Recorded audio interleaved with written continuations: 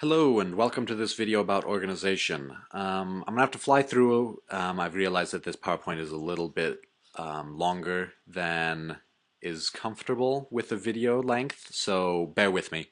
And you may have to pause and read text that I gloss over verbally.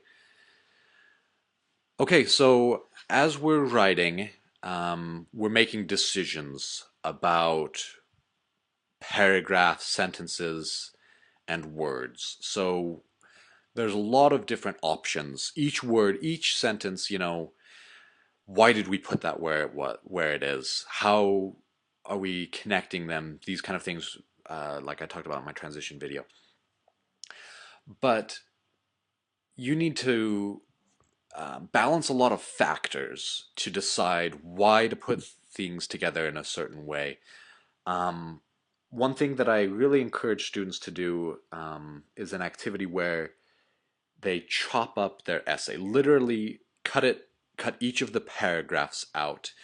What they find is that, and I've done this as well when I was a student, what I've found is that you may think that you have a clear reason to have your essay in the particular order that you do, but when you have the paragraphs separated and jumbled, when you try to put it back together, you are going to find out that maybe it wasn't as clear why you had the paragraphs put together in the order that you did.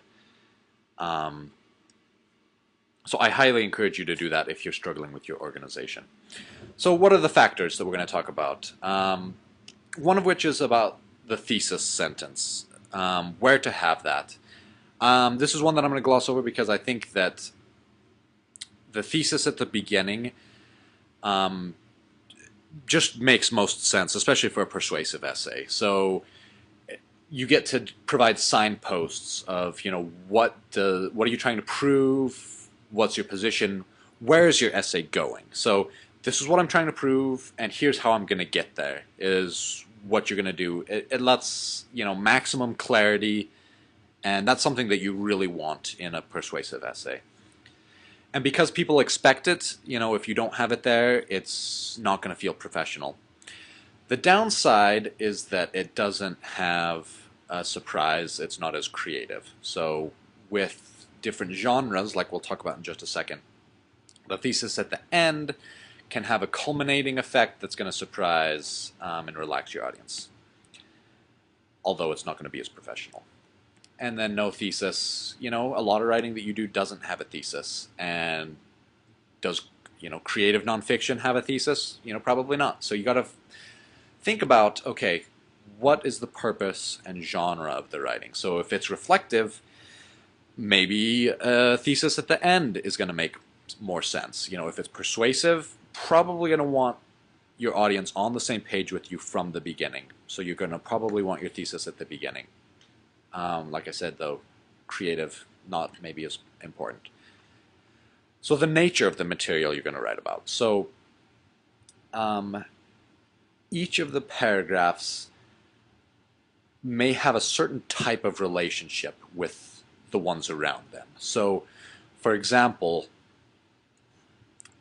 your points may have a chronological order. So, if you're writing about a particular thing where significant things happened one before another, you're going to want to think about, should you order it chronologically?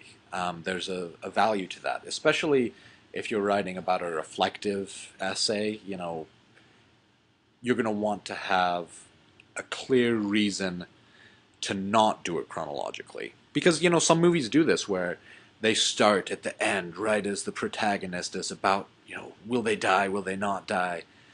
And then it jumps back in time and kind of follows you, walks you through it chronologically. So there are things like that that you might consider. But, with this reflective essay where the conclusion kind of is the site of discovery, that's where the thesis probably should be. Equal points. So with this, you may ask yourself some questions. So what kind of information needs to be included in the background information. So rather than having this, are you including, I would say you definitely need to include it, but what kind of information should you include? Because you need to ease your audience into your topic, but you don't want to drown them in history of the topic. So here begins my rant of the 5-paragraph essay. So the problem with the 5-paragraph essay is that, number one, it assumes that there are 3 equal points, which is obviously not the case, since this is only one of, the ways of organizing topics that we were talking about. And then it also is a little artificial. Why 3? Why not 4? Why have them equal and even?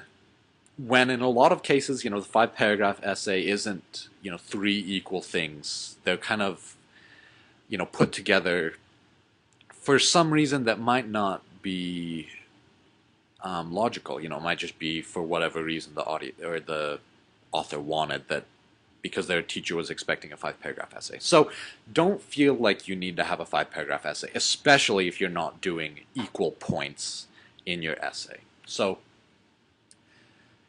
if there's a special relationship between 2 of the points that you're making, you may put them together so that you can really highlight the transition, between them.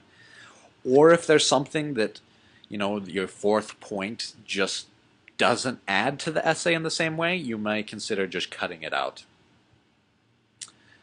So here's an example of that. So if you've got an essay about, okay, here's a new method of solar power that will revolutionize the industry, that is economically viable. So this is particularly important for a persuasive essay. So what you want to do is, get the history out there of, okay, what is this topic? What is it? Where did it come from? But then the next key thing is to make the problem clear. So if you have a problem solution style paper, you're going to want to say, okay, here's the problem. If you have a stance paper, you're still going to want to say, okay, what is the problem that my topic is addressing? Because the clearer the problem is, the more powerful your solution or your stance is going to be at the end of the essay, or as you prove what you're trying to prove. So really try to hammer, okay, if there are other types of solar panels, why did they fail? Why are they not economically viable? So by the time you get to your one, you can say, unlike number 1, unlike number 2, this is why mine is going to be successful, or this is why this one is going to be effective. And then conclusion, wrapping it up. You may, tie that all together with a, call to arms, a hypothetical description, like we talked about in the conclusion. And then finally, so that's one way of putting your persuasive essay together. Another is going to be a specific relationship. So you're going to say, well, wait a second, this is the compare and contrast that we were just talking about. Well, not necessarily. I mean, you got your pro and your con. And then certainly you could structure your persuasive essay as kind of a compare and contrast between 2 things, but you coming down on one side of the issue. There's 2 different ways to do this. Number 1, you're going to have similar things together. So Eastern and Western medicine. Sorry that I'm throwing this at you really quickly, but you're going to start with, okay, Eastern medicine, here's similarities and differences. Here's Western medicine with similarities and differences, and then wrapping them up together. With Eastern and Western medicine is a little bit vague. You're going to have more effective time persuading between specific things. So here's between, medication versus acupuncture, and why acupuncture is going to be better. So you're going to want to weigh, the pluses and minuses with each, but then you come down on, okay, acupuncture is better. This is probably number 2. The second example is probably what I would recommend. I think this is going to be more effective. So you introduce them the same way, you give the history, respectively. Then you give all the similarities of, okay, here's how they're similar, but here's how they're different, and here's why the differences make it more effective to go with acupuncture or whatever. Um, and then conclusion in the way that you do it. So there's lots of options. There's no one right way to organize your essay. There are a lot of decisions you need to make, a lot of factors that you need to weigh.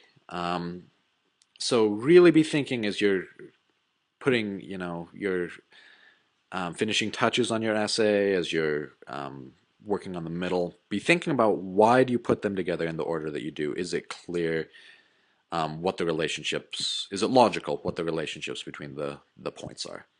Anyway, let me know if you have any questions. Thanks.